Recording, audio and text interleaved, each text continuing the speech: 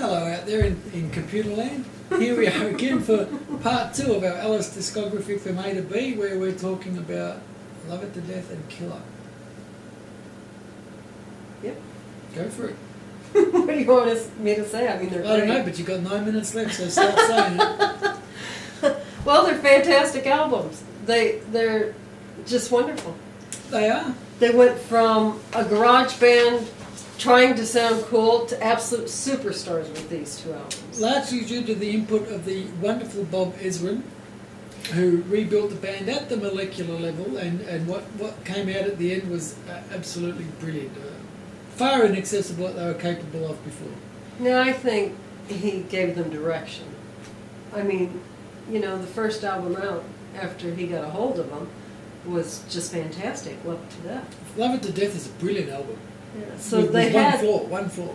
They had whatever it took to be great songwriters, and They just needed just a big foot in the arse to get them going.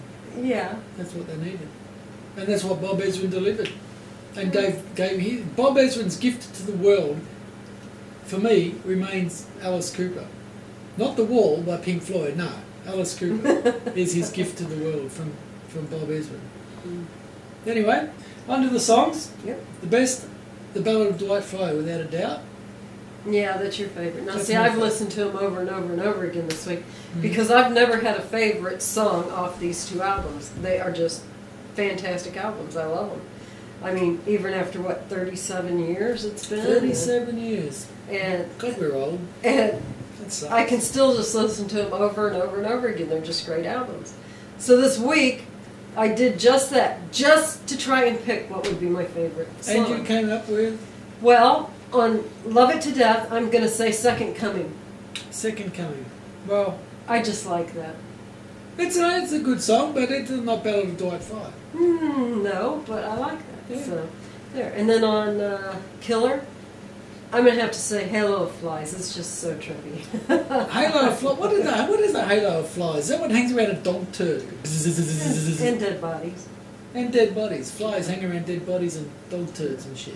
Yeah. But we've only got so long to talk about Okay, this, so we we're have to moving get on. Okay, we're moving on. We're moving on. Yeah. My favourite on the Killer album is undoubtedly Desperado. That goes back to a very, very early period in my life where my older brother had, I think it was the Greatest Hits album, which had Desperado on it, which I used to run around singing when I was, 8? Something like that, whatever.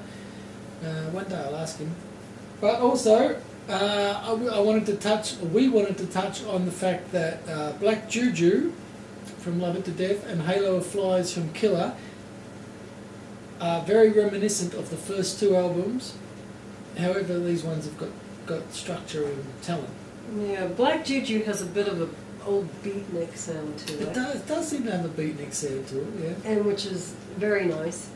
And Halo of Flies, like I said, is just so trippy. I love Halo of Flies. Yeah, yeah. Well, his daughter gets to play the little Asian lady in the current stage show.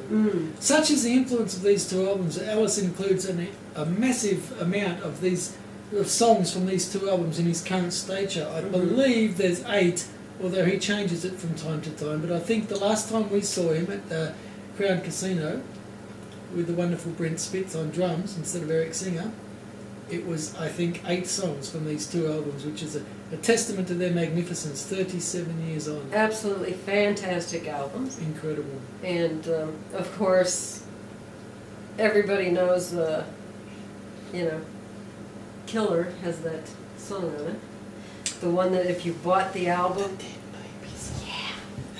If you bought the album and your uncool parents was listening to it in the background, they really wouldn't pay much attention to it until this song. There's just no getting around the slap. There's no getting around. I was singing about dead babies. There's no getting around it. And this is the song that would turn your precious Killer album into a vinyl frisbee when your parents got a hold of it. So Like you did with your own children's Marilyn Manson CDs. I took a knife to them and threw them in the trash. That's what any wannabe Alice gets. It is important to note that Dead Babies is actually an anti-child abuse song. It's Yes. not about chopping up random babies and scoffing into them or anything. No, and it's a great song. It's It is a still great song. up today. Just gives me the creeps. Especially when he does it on stage, it has that creepy effect. Although now I see he's taken to treating the baby in the pram as a vampire and staking it through the heart, which is a new take Yeah, on the baby. we saw,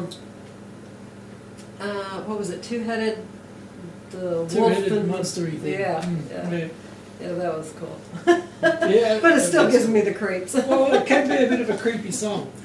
Now, the down point of the album, see, we have a clock in front of us here. We're trying to keep it to 10 minutes to keep the size of the video within reason. So, the downside of both these albums, in fact, because we're reviewing the two of them, the downside is Sunrise.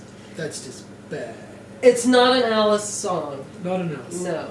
It's written But- by Rolf Harris, who sang "Drake the Peg Dilly Egg with the extra leg dilly egg," which is probably about Johnny Holmes with his huge knob. Well, they did the song okay.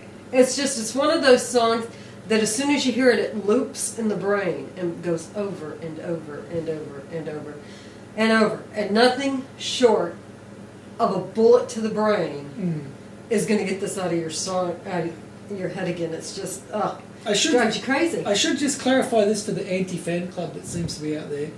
There's nothing wrong with Alice's vocals. There's No. nothing wrong with the musicianship on this song. No. It's just a bad song. And I think it was a very poor choice to close out such a magnificent album. Yeah, but this was the early 70s. It was so, the early 70s. You know, they was bound to put something like that on an album. It was. They were. They had to put they had to be something mediocre. And that's mediocre. But the rest of the album and Killer are just magnificent. Masterpieces. You've especially got Killer. awesome songs in these two albums. Just fantastic. Oh, I'm songs. 18.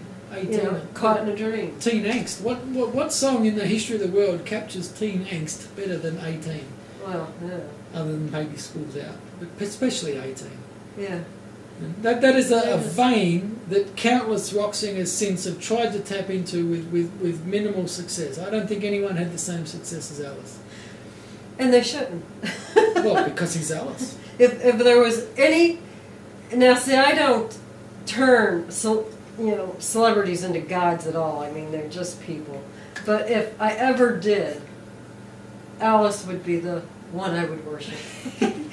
Anyway, just briefly, Love It to Death went to number 35 on the charts, the Yep. US charts, a little higher in the UK, I believe, which was a huge breakthrough after the last two duds. And Killer went to number 21 on the US charts, again a little higher in the UK. I think the Poms were a little quicker catching on than the Yanks, but that's Yeah. all right because the Americans have got him now. So Both albums should have been number one. I think they probably should have been number one. They're just that great. They were. And I'm going to forego all the trivia. I've got 2 pages of trivia here, but we've decided that we have to keep this under 10 minutes. Otherwise it takes absolutely all night to upload to YouTube. So we're going to wind it up around about here. Okay. But we will say that without these two albums, Alice would not be the legend that he is today. If their egos would have clashed, and this was the last two albums that they ever made, they would be legends. They'd still be legends. They would be legends. Lesser bands have tried to replicate this style for eons, and none of them have come, even especially Marilyn Manson. But he has... just don't go there.